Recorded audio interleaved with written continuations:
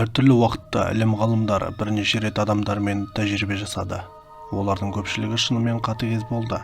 Дегенмен, Мод Жюльеннің тарихы бұрынғы ғылыми зерттеулердің көпшілігінен әлдеқайда таңқалдырады. Біздің бүгінгі материалымыздың кейіпкері өз әкесі үшін теңіз шошқасына айналған қыз туралы болмақ. Достар, арнаның 80% көрермені жазылмай қарайды. Арнаға жазылып, лайк пен пікірді қалдыр. Бұл мені шабыттандырып, келесі видеоның шығуына себеп болады. Бүгінгі Мод Жюльен табысты психолог және қыз ертегісі атты бестселлердің авторы, бірақ оның өмірін бақытты деп айтуға болмайды. Бала кезінен 18 жасқа толғанға дейін Мод Суперменді құру идеясына фанатизммен сенген әкесінің тұтқынында болды.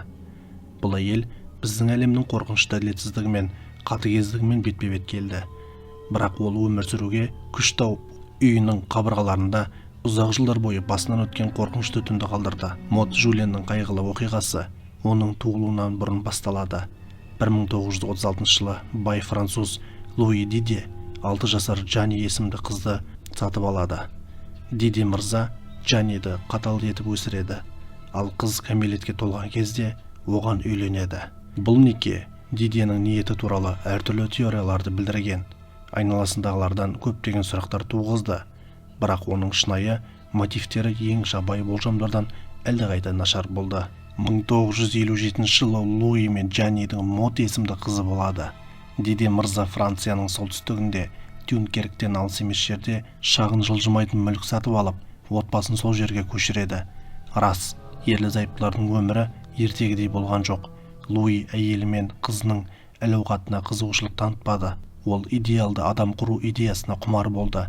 Оның ойы күшпен дамуда, барлық тірі адамдардан асып түсетін, көрнекті интеллектуалды және физикалық деректері бар жоғары тіршілік иесін жасау болды. Диде мырзаның өршіл жоспарларының құрбаны оның туған қызы Мод болды. Ерте жастан бастап қыз спартандық жағдайда өмір сүрді. Оның ойыншықтары болмады. Оған сөйлеуге, жылауға, күлуге және басқа да эмоцияларды көрсетуге тыйым салынды. Нәресте жылытылмайтын бөлмеде қатты матраста ұйықтады. Оның жалғыз достары Модтың әкесі оған сатып алған пони, үйрек және аула иті болды. Өйткені ол жануарлармен байланыс, ақыл-ой қабілеттерінің дамуына ықпал етеді деп есептеді. Мод өмірінің шындықтары Диде мырзаның мыналарға сенуіне байланысты болды.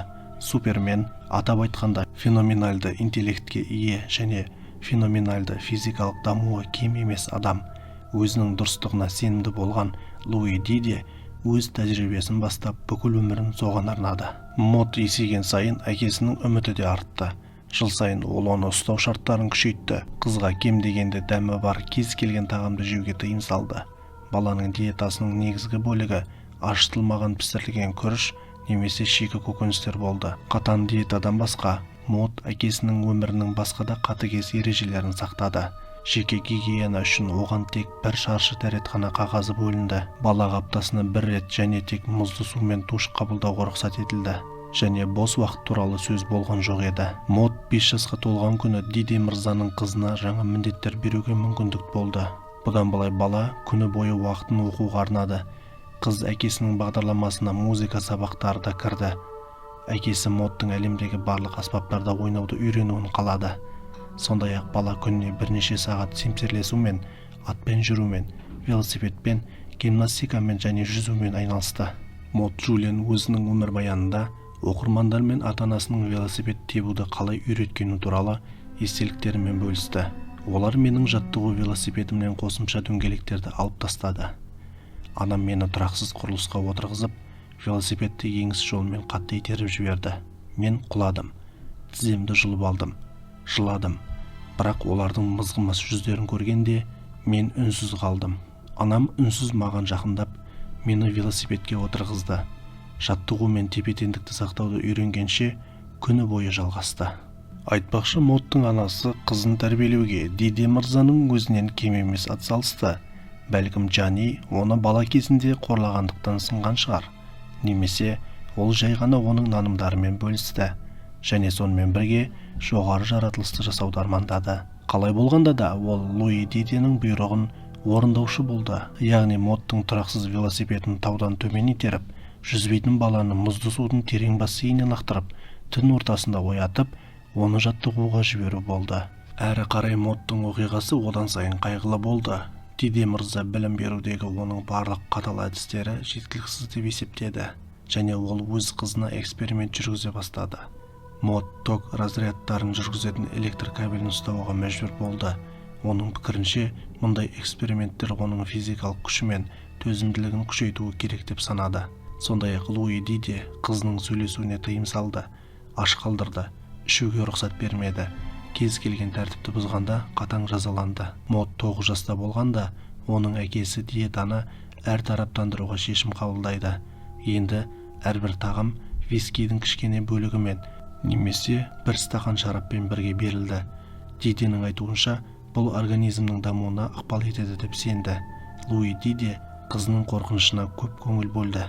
Модтың кеміргіштерден қорқатынын білгенде, ол қызының бұл фобиясын келесі жолмен жоюды шешті.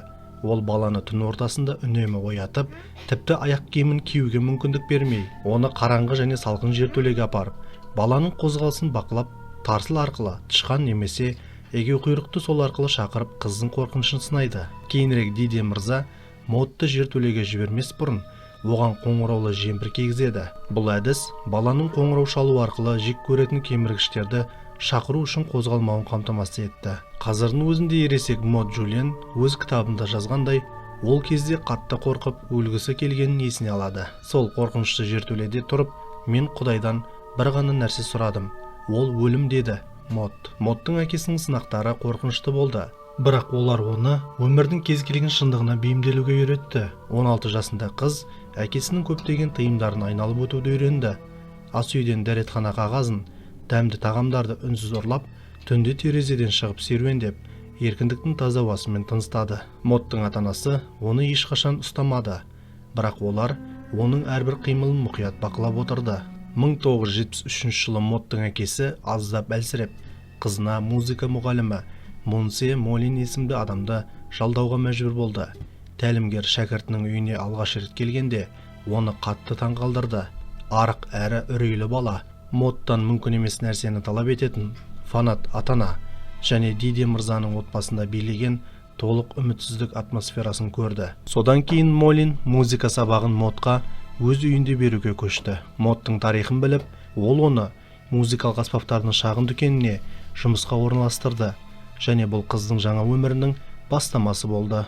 Дәл сол жерде ол 18 жасында болашақ күйеуі Ричард Джулианды кездестірді. Модтың әкесі ашуланып, қызының қайтып келуін талап етті, бірақ бойжеткен шыдамдылық танытып, азаптаушыға жоқ деп айтуға күш тапты. Қатыгез әкесі 1981 жылы қызын енді көрмей қайтыс болды. Модтың өмірі бірден жақсара қойған жоқ.